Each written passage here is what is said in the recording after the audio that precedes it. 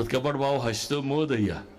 dawladaha waaweynay inaynu degnay inay rabaan in dagaalku inaga dhamaado inay rabaan in caynkan ma jirto de inaga wadankeena waxa lagu maamulaa maxay albandi saabic bandiga toddobaad ee United Nations ka xeerkiisa ah bandu saabic macnihiisu waa maxay waa qofku isma maamuli kare hal la maamulo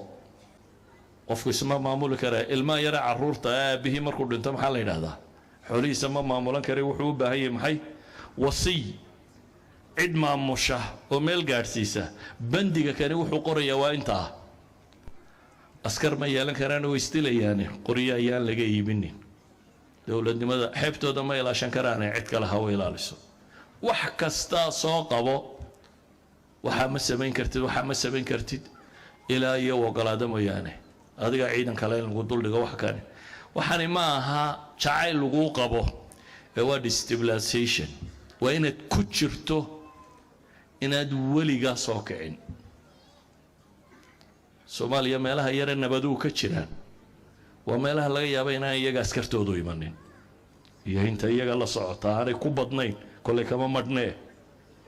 ayaa inta nabadu ka jirto